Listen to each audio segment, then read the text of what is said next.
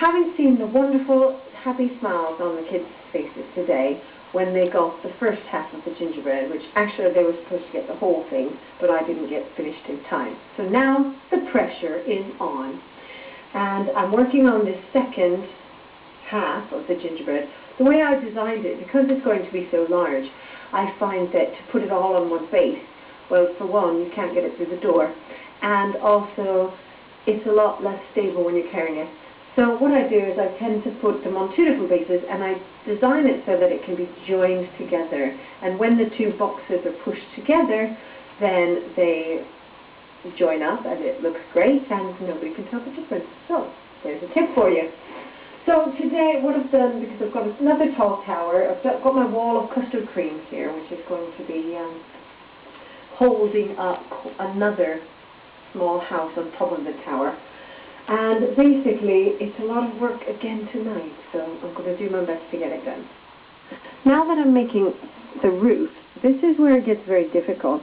The type of roof I'm doing, just a normal pitched roof, but it's got two roofs that are actually going to join up here.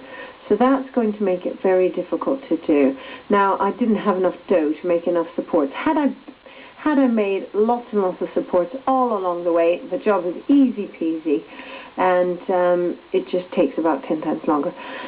So I've done all sorts of creative combinations, adding bits of this here and bits of that there, a bit of Rivita here, a bit of that there, but eventually it will hold. I make sure that it's all sturdy, and hopefully I'll be able to show you this in a mere hour, and it will be great.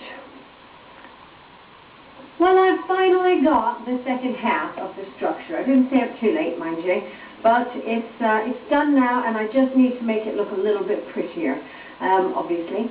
And so what I'm going to do is just slop on the icing. You see, I did fondant icing for the roof before, and it was quite time-consuming, and the finish was all right, but it just didn't work for me. And this is the beauty about doing this hobby, is that every year, no matter how good you are, you learn something new. So this time I'm going to just use, it's still fondant icing, but it's actually just liquefied. So I'm just going to be able to spread that on and get it in the right spots where I need it, and I don't have to roll out the icing, and I think this is going to work much better for me. So let's hope. So quite fun, really. Very therapeutic, this is fun.